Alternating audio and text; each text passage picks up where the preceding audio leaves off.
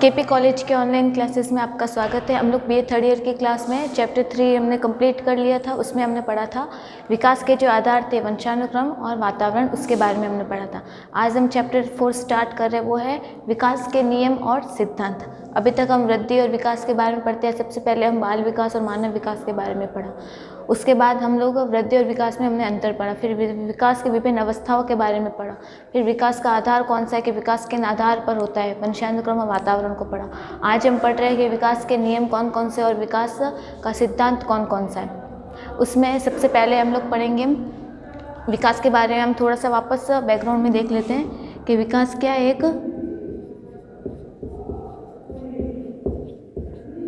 एक निरंतर चलने वाली प्रक्रिया है।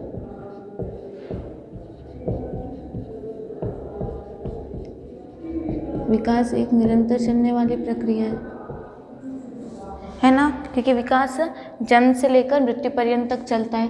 दूसरा पॉइंट क्या है, जन्म से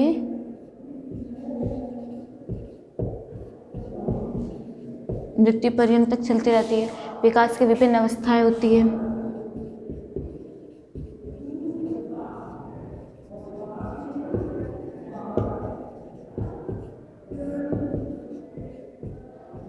ये सब क्या है विकास के बारे में। तो विकास क्या है, एक निरंतर चलने वाली प्रक्रिया। निरंतर चलने वाले कैसे, जन्म से लेकर जब तक बालक का, मनुष्य का, व्यक्ति का मृत्यु नहीं हो जाती तब तक विकास चलता रहता है। और यह विभिन्न अवस्थाओं में होता है, जैसे शैशवावस्था में भी होता है, बाल्यावस्था, किशोरावस्था, परिपक्वावस्था, युवावस्था, इन सब में अलग अलग विकास होता है।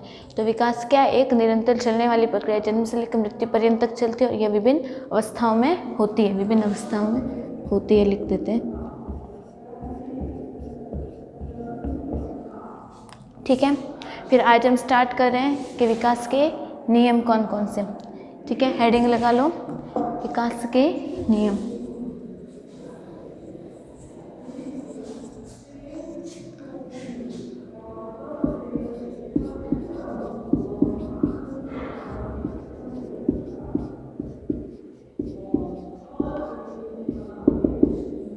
विकास के नियम। तो सबसे पहला नियम है विकास का, कि विकास में क्या होता है, विकास में परिवर्तन होते रहते हैं। सबसे पहला नियम है विकास का कि विकास में परिवर्तन होते रहते हैं।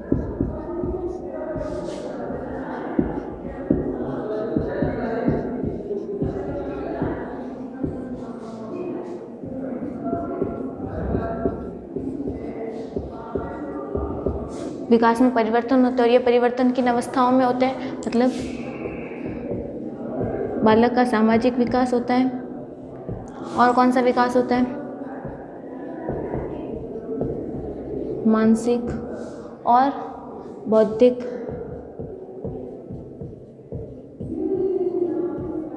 और नैतिक, इस तरह के और बहुत से विकास होते रहते हैं। तो विकास क्या होता है, विकास में परिवर्तन होता रहता है। तो मतलब किसी अवस्था में बालक का सामाजिक विकास ज़्यादा होगा तो किसी अवस्था में मानसिक विकास ज़्यादा होगा। जब ये कम होगा तो बौद्धिक विकास ज़्यादा हो जाएगा। और कोई अवस्था ऐसी होगी जिसमें सभी विकास बहुत ज़्यादा होंगे, या कोई अवस्था होगी जिसमें सभी विकास बहुत कम होंगे। तो विकास में क्या होता रहता है, परिवर्तन होता रहता है। और ये परिवर्तन क्या होता है, अलग अलग अवस्थाओं में अलग अलग परिवर्तन होता है। तो विकास का पहला नियम था कि विकास में परिवर्तन होते रहते हैं। फिर विकास का दूसरा नियम है, विकास में एक निश्चित प्रारूप होता है। मतलब क्या है, विकास एक निश्चित अवस्था में होता है। दूसरा नियम है विकास कैसा होगा, पहला तो होगा विकास में परिवर्तन होता रहेगा। दूसरा है विकास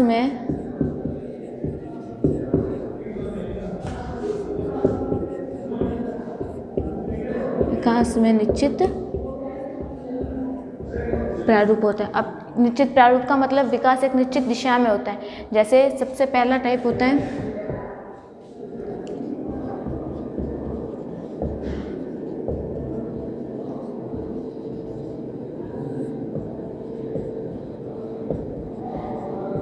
पहला होता है मस्तकाधोमुखी विकास। मतलब जब विकास एक निश्चित दिशा में होता है, निश्चित प्रारूप में होता है, उसमें सबसे पहला है विकास मस्तकाधोमुखी विकास।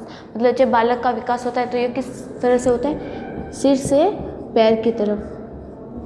तो बालक का विकास कैसे होता है, सिर से पैर की तरफ होता है। मतलब जब गर्भावस्था में बालक होता है तो उसका सबसे पहले सिर बनेगा, सिर के बाद नीचे आएंगे, फिर धड़ बनेगा, फिर हाथ बनेंगे, फिर पैर बनेंगे, ऐसे होता है। तो बालक का विकास किस तरह से होता है? सबसे पहले सिर का निर्माण होगा, ऊपर से नीचे की तरफ विकास होता है। सिर से पैर की तरफ भी लिख सकते हैं या फिर ऊपर से नीचे की तरफ।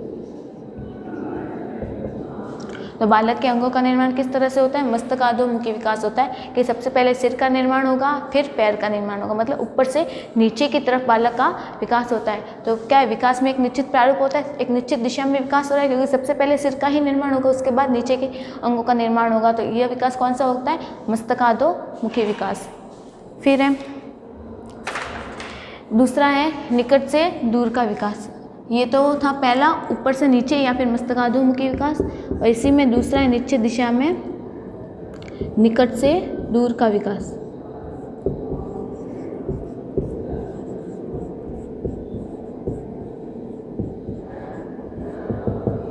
ठीक है। अब इसमें क्या होता है कि जब बालक के शरीर का विकास होता है, हम शारीरिक विकास की बात करें, जब बालक के शरीर का विकास होगा तो सबसे पहले जो निकट के अंग होंगे उनका विकास पहले होगा और दूर के अंगों का विकास बाद में होगा। जैसे इसमें हम एक एग्जांपल ले लेते हैं, जैसे कोई छोटा बच्चा है, उसकी तरफ हम बॉल फेंकेंगे तो वो क्या करेगा? सबसे पहले खुद पूरा ऊपर उठेगा, पूरे शरीर को ऊपर उठाएगा उस बॉल को चिपटने के लिए। तो जब वो छोटा होता है तब क्या करता है? पूरे शरीर को ऊपर उठाता है उस बॉल को पकड़ने के लिए। जब फिर उसकी आयु बढ़ जाती है, उसमें शारीरिक विकास होता जाता है, तब वो क्या करता है? सिर्फ हाथों को ऊपर उठाता है। अब खुद पूरा ऊपर नहीं उठता, अब सिर्फ हाथों को ऊपर उठाता है। जब उसमें और विकास हो गया, उसने बहुत विकास के दूसरी अवस्था में पहुँच गया और नई अवस्था में पहुँच गया, उसकी आयु बढ़ गई, तब क्या करता है? अब वह हाथों को तो उठाएगा, हाथों को उठाने की जगह क्या करेगा? सिर्फ कलाइयों को उठाएगा, है ना, सिर्फ बैठा रहेगा लेकिन कलाइयों को उठाएगा। फिर क्या करेगा? वह अंगुलियों को हिलाएगा। इसमें क्या हुआ? सबसे पहले उसके निकट के अंग कौन से थे? उसका शरीर था, तो सबसे पहले उसके शरीर का विकास हुआ। फिर शरीर के बाद कौन से हाथ हुए? तो उसने हाथों को उठाना शुरू किया, मतलब उसके हाथों का विकास हुआ। फिर हाथों से दूर की तरफ क्या है? कलाई और अंगुलियाँ, तो फिर उसके कलाई और अंगुलियों का विकास हुआ। तो जो शरीर का विकास हुआ वो निकट से दूर की तरफ हुआ। सबसे पहले शरीर था, शरीर का विकास हुआ, फिर शरीर से दूर की तरफ हाथ है, फिर हाथों का विकास हुआ, फिर अंगुलियों का विकास हुआ। तो जो बालक में जो विकास होगा वह कब होगा? निकट से दूर की तरफ। तो सबसे पहले किसका विकास होगा? शरीर का, शरीर के बाद हाथों का, हाथों के बाद कलाई का, और फिर कलाई के बाद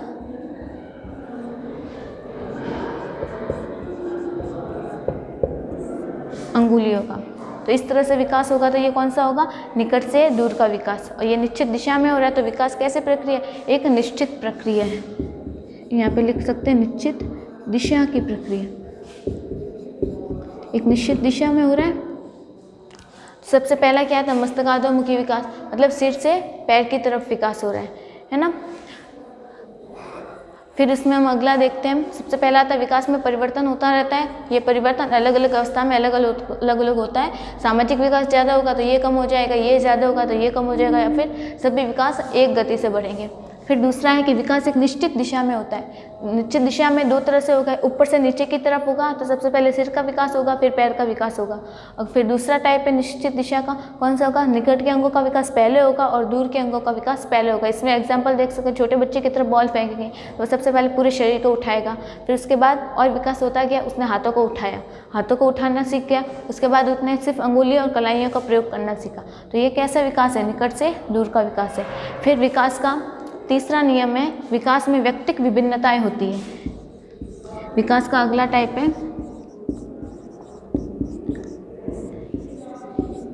विकास में व्यक्तिक विभिन्नताएं होती है।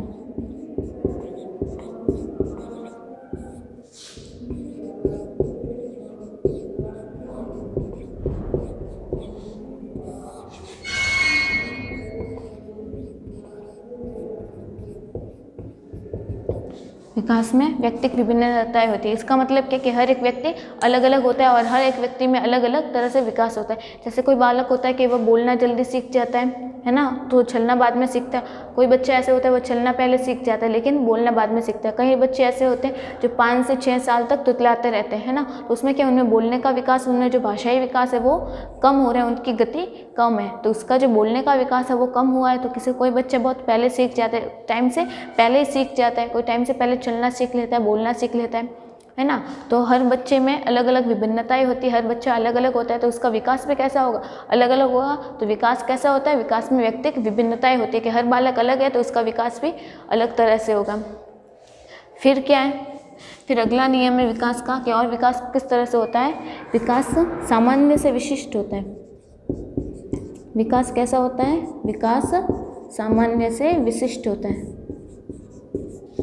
विकास सामान्य से विशिष्ट होता है।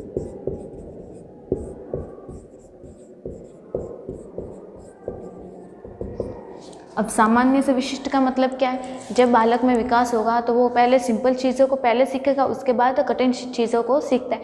जैसे कोई बालक है वो पहले एक एक शब्दों को बोलना सीखता है, जैसे माँ, पा, दा, वो पहले कुछ शब्दों का उच्चारण करना सीखता है। फिर जब उसमें विकास होता जाता है, उसकी आयु बढ़ती जाती है, वो अलग अलग अवस्थाओं में पहुँचता है, उसमें जैसे जैसे विकास होता जाएगा क्या होगा, वो पूरे शब्दों को बोलना सीखेगा, जैसे पापा, दादा, पूरे शब्दों को बोलना सीखे। और उसकी आयु का विकास हुआ, उसमें उसकी और आयु बढ़ गई, वह दूसरी अवस्था में पहुंच गया, तब क्या होगा, वह पूरे वाक्यों को बोलना सीखेगा। तो मतलब विकास कैसा हुआ, सामान्य से विशिष्ट हुआ। पहले वह सिर्फ एक शब्दों को बोलना सीख रहा था, एक एक शब्दों को सीखता था, फिर उसके बाद वह पूरे वाक्यों को बोलना सीख गया, कविता पढ़ना सीख गया, पाठ पढ़ना सीख गया, पढ़ना लिखना सब कुछ सीख गया। उसमें क्या है, फिर उसमें विशिष्टता आती गई। मतलब जैसे जैसे एज बढ़ती है उसका विकास सामान्य से विशिष्ट की ओर। जब छोटे होते तब हमारी किताबें देख लो, हम अ से अनार, ABCD ये सब पढ़ते हैं, लेकिन जब हम बड़ी क्लासों में पहुंचने लगते हैं तब क्या पढ़ते हैं, हमारी जो किताबें उनका लेवल बढ़ता जाता है। हम छठी में जो पढ़ते थे वही अभी 10वीं में थोड़ी पढ़ रहे हैं। छठी की किताब और 10वीं की किताब में बहुत फ़र्क होता है। तो ये क्या सामान्य से विशिष्ट होता है, मतलब जैसे जैसे हम अगली कक्षा में जाएंगे, अलग अलग अगली पीढ़ी में जाएंगे, तब हमारा जो पढ़ाई का लेवल है वो बढ़ता जाएगा। तो विकास कैसा हो रहा है, सामान्य से विशिष्ट हो रहा है। जब बालक छोटा होता है तो वो पहले क्या करता है, घुटने के बल चलता है, तो वो पहले उसका सामान्य विकास हो रहा है, पहले उसने घुटने के बल चलना सीखा। पहले तो वो चलता ही नहीं था, सिर्फ उसे गोद में लेकर चलते थे। फिर क्या होता था, उसने जब चलना सीखा तो पहले वो घुटनों के बल चलता था, फिर क्या हुआ, वह हाथों के बल खड़ा होकर उसने पैरों से चलना सीखा। तो ये क्या था, उसका विकास होता गया। और विकास कैसे हुआ, सामान्य से विशिष्ट हुआ। पहले वो सिर्फ घुटने के बल चल रहा था, फिर उसमें और विकास होता गया, फिर उसका विकास पैरों के द्वारा चलने से हुआ। तो कैसा हो गया, विशिष्ट हो गया।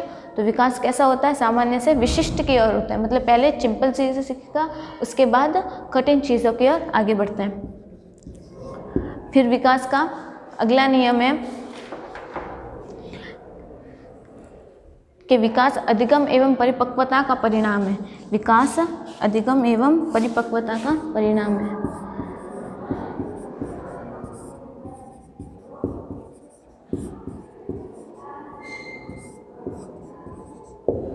अधिगम एवं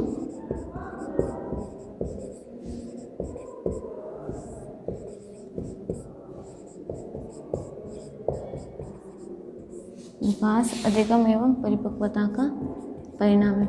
ये सारे पॉइंट जब हम विकास के बारे में पढ़ रहे थे तब हम क्लियर कर चुके हैं। अब ये फिर से आ रहे विकास के नियम के अंतर्गत आ रहे कि जो विकास की विशेषता है वही क्या है, विकास के नियम भी है। विकास के अधिगम और परिपक्वता का परिणाम है। अधिगम का मतलब होता है मनोविज्ञान की भाषा में सीखना। अधिगम का अर्थ होता है सीखना, और परिपक्वता का मतलब क्या होता है, मैच्योरिटी।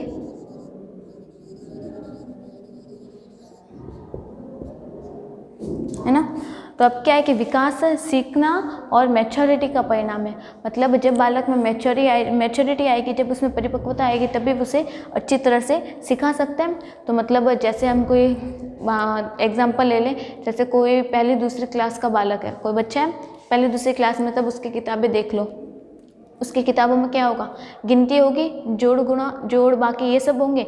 लेकिन जब हम 10वीं की किताब देखते हैं, 10वीं के बच्चे की गणित की किताब देखते हैं, तब उसमें क्या होता है, उसमें जोड़ बाकी गुणा भाग ये तो होंगे ही, लेकिन उसके साथ साथ और भी कई सारी चीज़ें होगी। तो क्या हो गया, जब उसका लेवल बढ़ा, उसकी परिपक्वता आई, तब उसके सीखने का साधन बढ़ गया, उसके सीखने की जो गति थी वो बढ़ गई। मतलब क्या होता है, जब परिपक्वता आती है तब अधिगम की मात्रा बढ़ जाती है। जब उसमें मैच्योरिटी आएगी बालक में, तब उसका सीखने की गति बढ़ जाएगी। मतलब जब हमें ज़्यादा मैच्योरिटी आ जाएगी, जब हम अभी पढ़ रहे हैं ये किताबें हमें बचपन में दी होती, अभी की किताबें, कॉलेज की किताबें अगर हमें बचपन में दी होती तब हम नहीं पढ़ पाते, क्यों, हमें मैच्योरिटी नहीं थी उस टाइम। मतलब तो अधिगम और सीखना क्या है, मैच्योरिटी पे डिपेंड करता है। मतलब हमें परिपक्वता आएगी, हमें मैच्योरिटी आएगी, तभी हम अधिगम को सीख पाएंगे। अब अधिगम होगा पाएगा, सीख पाएंगे तो क्या होगा, विकास होता जाएगा। तो विकास क्या है, अधिगम और मैच्योरिटी पे डिपेंड करता है। मतलब जब हमें विकास के अलग अलग अवस्थाएं आएगी, हम सीखते जाएंगे तो क्या होगा, मैच्योरिटी आएगी तो हम सीखते जाएंगे, तो उससे क्या होगा, विकास होता जाएगा। तो विकास क्या है, मैच्योरिटी और सीखने का परिणाम है। ये सीखने और मैच्योरिटी पे डिपेंड करता है विकास। फिर उसके बाद विकास का अगला नियम है कि और विकास किस तरह से होता है।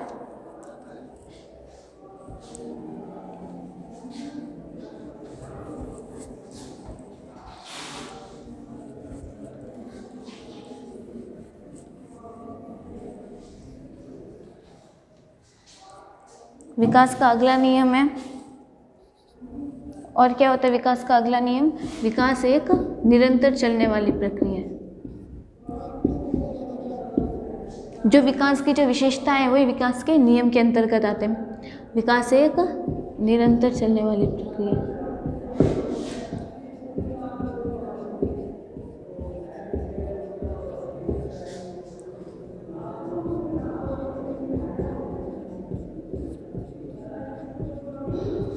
निरंतर चलने वाली का मतलब अब आप लोग पता है, आप लोग को पता चल गया, ये मैं स्टार्टिंग से बता रही हूँ। निरंतर चलने वाली मतलब जब बालक का जन्म हो गया, जन्म से लेकर जब तक उसकी मृत्यु नहीं हो जाती तब तक बालक में जो विकास होता जाता है, जो उसमें चेंजेस आते रहते हैं, वो सब विकास के अंतर्गत आते हैं। तो निरंतर चल रही है, जब तक मर नहीं जाते तब तक जो विकास हो रहा है, तो विकास क्या हो गया, निरंतर चल रहा है, कंटिन्यू चल रहा है। तो विकास कैसा है, निरंतर चलने वाली प्रक्रिया है। फिर विकास का अगला नियम क्या है, विकास का अगला नियम है, प्रत्येक अवस्था की अपनी कुछ विशिष्टताएं होती है। मतलब विकास की जो प्रत्येक अवस्था होती है, विकास की विशिष्ट अवस्थाएं हम लोगों ने पढ़ ली थी ना सेकंड क्लास में, सेकंड चैप्टर की जो क्लास थी उसमें हम विकास की अवस्थाएं पढ़ चुके। मतलब विकास की जो प्रत्येक अवस्था होती है,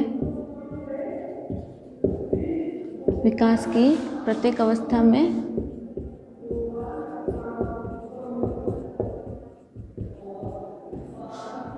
विशिष्टता होती है।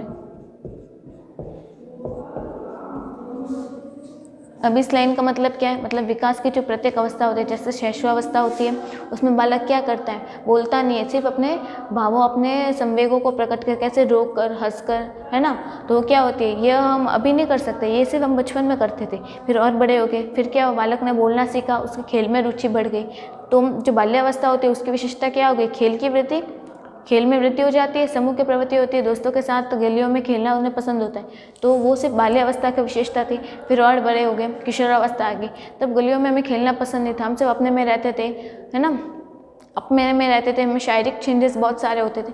तो मतलब विकास की जितनी भी प्रत्येक अवस्था होती है, हर एक अवस्था की कुछ ना कुछ विशेषताएं होती है, हर अवस्था में कुछ ना कुछ विभिन्नता होती है। तो विकास क्या है, प्रत्येक अवस्था पर अलग अलग होता है। मतलब जैसे शैशवावस्था में जो विकास हो रहा है वो बाल्यावस्था में नहीं होगा, बाल्यावस्था में कुछ और अलग विकास होगा, फिर वही विकास किशोरावस्था में जाके और बदल जाएगा। तो मतलब हर अवस्था में विकास की प्रत्येक अवस्था की जो विशिष्टता होती है, उनमें क्या होती है, विभिन्नता होती है। तो विकास के हर एक अवस्था में बदलता रहता है। विशिष्टता से और भी लिख सकते हैं, प्रत्येक अवस्था पर बदलता है,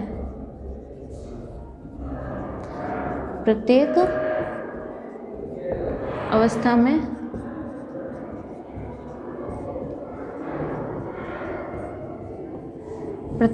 में परिवर्तन होता है। फिर विकास का अगला नियम है कि विकास की गति भिन्न भिन्न अंगों में अलग अलग होती है। तो क्या है, जो विकास की गति होती है भिन्न भिन्न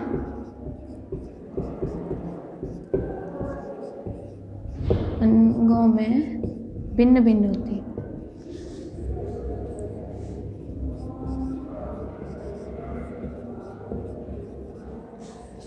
मतलब जैसे जैसे अवस्था होगी, प्रत्येक अवस्था में अलग अलग होता है विकास।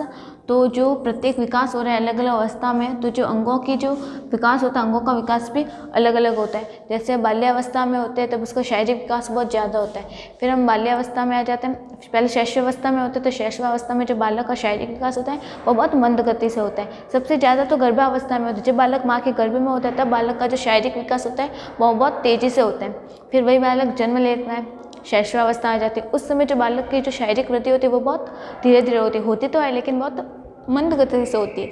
फिर वही बालक जो बाल्यावस्था में आ जाता है उसकी शारीरिक वृद्धि थोड़ी बढ़ जाती है, ज़्यादा नहीं बढ़ती, थोड़ी सी बढ़ जाती है। फिर वही बालक किशोरावस्था में आ जाता है, उसका जो शारीरिक विकास होता है वो बहुत तीव्र गति से होता है। फिर जब किशोरावस्था खत्म हो जाती है तब वो उसके जो शारीरिक विकास है वो बहुत कम होता जाता है या फिर नगण्य हो जाता है। तो मतलब क्या होगा, विकास की जो गति होगी प्रत्येक अवस्था में अलग अलग होती है और उस समय जो उसकी जो शारीरिक वृद्धि होगी, उसके जो अंगों का विकास होता है वो भी अलग अलग होता है।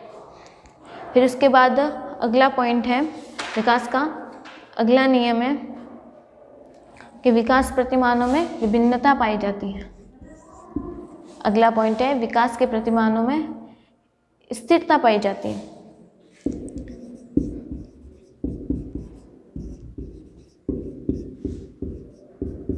विकास के प्रतिमानों में स्थिरता पाई जाती है।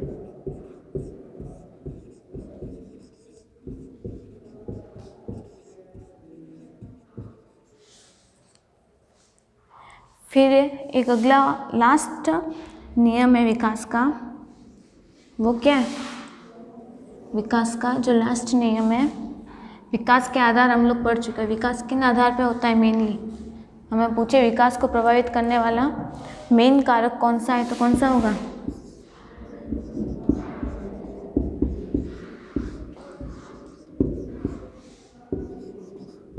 विकास के आधार तो बहुत होंगे लेकिन मुख्यतः आधार कौन है,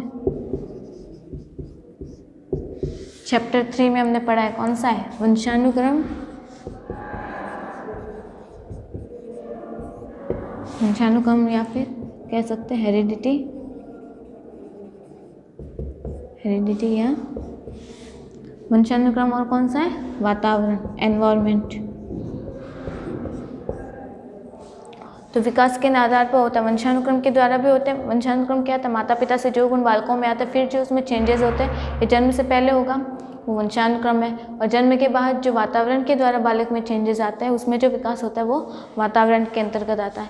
ये सब थे विकास के नियम।